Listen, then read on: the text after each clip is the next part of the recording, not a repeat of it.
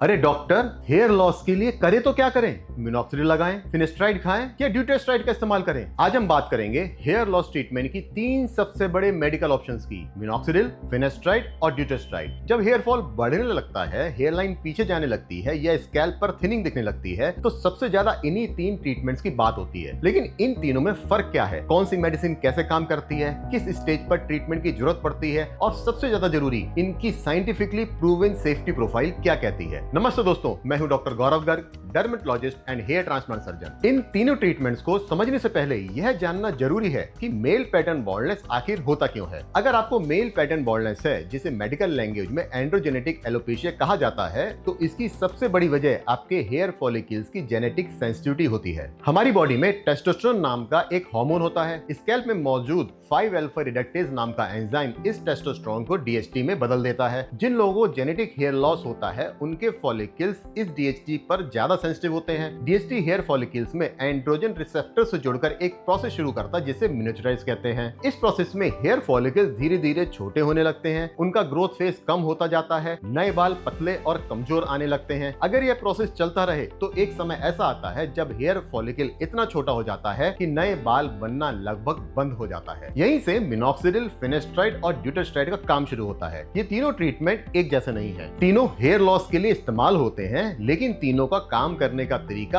अलग अलग है। शुरुआत करते हैं सबसे कॉमन और सबसे ज्यादा इस्तेमाल होने वाली मेडिसिन मिनॉक्सिडिल से। सबसे पहले एक बात साफ समझ लीजिए, मिनॉक्सिडिल डीएचटी या आपके हार्मोन से कोई सीधा संबंध नहीं रखता। यह डीएचटी को कम नहीं करता और ना ही उसे ब्लॉक करता है। असल में मिनॉक्सिडिल एक वेसोडायलेटर है। इसे शुरुआत में हाई ब्लड प्रेशर की मेडिसिन के तौर पे बनाया गया था, लेकिन डॉक्टर्स ने देखा कि इसे लेने वाले कई लोगों के सिर पर ज्यादा बाल आने लगे। यहीं से हेयर लॉस ट्रीटमेंट में मिनॉक्सिडिल के इस्तेमाल की शुरुआत हुई। जब आप टॉपिकल मिनॉक्सिडिल को स्कैल्प पर लगाते हैं, तो यह वहां की ब्लड वेसल्स को नर्चर करता है। इससे हेयर फॉलिकल्स तक ब्लड, ऑक्सीजन और जरूरी न्यूट्रिएंट्स बेहतर तरीके से पहुंचने लगते हैं। लेकिन मिनॉक्सिडिल सिर्फ ब्लड सर्कुलेशन को ही नहीं बढ़ाता, ये हेयर फॉलिकल्स की सेल्स पर भी काम करता है और हेयर ग्रोथ साइकिल को बेहतर बनाता है। यह एनाजन फेज यानी ग्रोथ फेज को लंबा करता है और टीलोजन फेज यानी शेडिंग फेज को छोटा करने में मदद करता है। इसी वजह से जो हेयर फॉलिकल्स कमजोर पड़ चुके हैं, वो दोबारा एक्टिव होने लगते हैं और समय के साथ पहले से ज्यादा मोटे और घने बाल दिखाई देने लगते हैं। मिनॉक्सिडिल मार्केट में टॉपिकली, लिक्विड और फोम बेस में और टैबलेट, इन दोनों फॉर्म्स में उपलब्ध है। यह 2%, 5% और 10% कंसंट्रेशन में टॉपिकल फॉर्म में आता है और 0.65 मिलीग्राम से 2.5 मिलीग्राम की डोज में ओरल फॉर्म में आता है। अकॉर्डिंग टू स्टडीज, 5% मिनॉक्सिडिल ज्यादातर मामलों में 2% की तुलना में बेहतर रिजल्ट देता है। 10% वाले सॉल्यूशन का यूज रेजिस्टेंट केसेस में किया जाता है। अब सवाल आता है कि लिक्विड और फोम में क्या फर्क है? लिक्विड मिनॉक्सिडिल में भी 2 वैरायटीज हैं। एक है प्रोपाइलिन ग्लाइकोल बेस्ड और दूसरा है water based liquid. Propylene glycol की वजह से स्कैल्प इचिंग, रेडनेस, इरिटेशन और फ्लेकी स्केलिंग जैसी समस्याएं बढ़ जाती हैं, जो कि वाटर बेस्ड लिक्विड में नहीं होती। फोम बेस्ड फॉर्मुलेशन में भी प्रोपाइलिन ग्लाइकोल नहीं होता,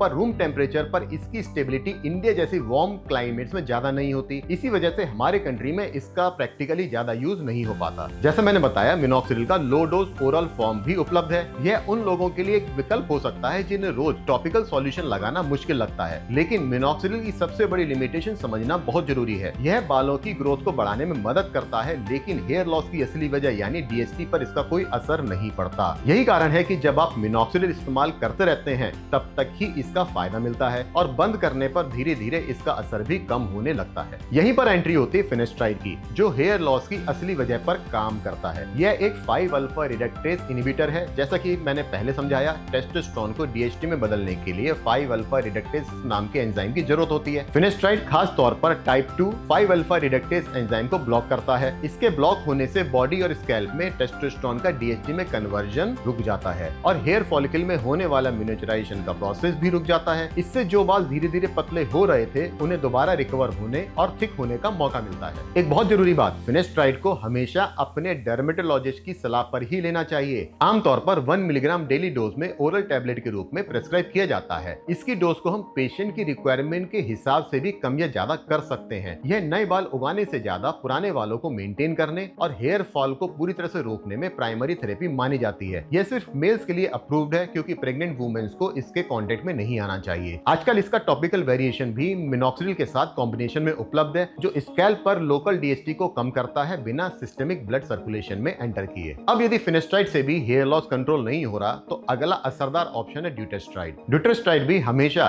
डर्मेटोलॉजिस्ट की सलाह पर ही लेना चाहिए। ड्यूटेस्ट्राइड भी एक 5 अल्फा रिडक्टेज इनहिबिटर है, लेकिन यह फिनेस्ट्राइड से एक कदम आगे है। हमारी बॉडी में 5 अल्फा रिडक्टेज एंजाइम के दो मुख्य आइसो एंजाइम होते हैं, ये टाइप 1 और टाइप 2 कहलाते हैं। ये दोनों को ब्लॉक करता है, जिसकी वजह से ये ज्यादा असरदार होता है। 0.5 मिलीग्राम डेली डोज पर ड्यूटेस्ट्राइड हेयर काउंट और ओवरऑल हेयर डेंसिटी बढ़ाने में 1 मिलीग्राम फिनेस्ट्राइड की तुलना में ज्यादा फायदेमंद होता है। यह उन हेयर फॉलिकल्स को भी दोबारा एक्टिव करने की क्षमता रखता है जो फिनेस्ट्राइड के यूज करने के बाद भी रेस्पॉन्ड नहीं कर पा रहे थे। लेकिन क्योंकि इसका हाफ लाइफ यानी बॉडी में रहने का समय लगभग 4 से 5 हफ्ते का होता है, इसलिए इसका इस्तेमाल हमेशा एक्सट्रीम या रेजिस्टेंट केसेस में ही किया जाता है। जब भी फिनेस्ट्राइड और ड्यूटेस्ट्राइड जैसी हार्मोनल मेडिसिन की बात होती है तो इंटरनेट पर इन्हें लेकर काफी डर देखने को मिलता है। जहां टॉपिकल मिनॉक्सिडिल के साइड इफेक्ट ज्यादा स्कैल्प तक ही सीमित रहते हैं, जैसे scalp irritation, redness, dry skin या फेस पर अनवांटेड हेयर ग्रोथ, वहीं पर फिनेस्ट्राइड और ड्यूटेस्ट्राइड क्योंकि आपके हार्मोन पर असर डालते हैं, इसलिए लगभग 1 से 2% पेशेंट में सेक्सुअल साइड इफेक्ट्स होते हैं। इनमें डिक्रीज लिबिडो, इरेक्टाइल डिसफंक्शन के साथ साथ इजैकुलेटरी वॉल्यूम का कम होना भी देखा जा सकता है। ज्यादातर पेशेंट्स में साइड इफेक्ट्स टेम्परेरी होते हैं, बॉडी के एडजस्ट होने पर या दवा की डोज कम करने या बंद करने पर पूरी ठीक हो जाते हैं। अगर आप सिर्फ सिंगल एजेंट थेरेपी ले रहे हैं तो हो सकता है कि आपको पूरा रिजल्ट ना मिले।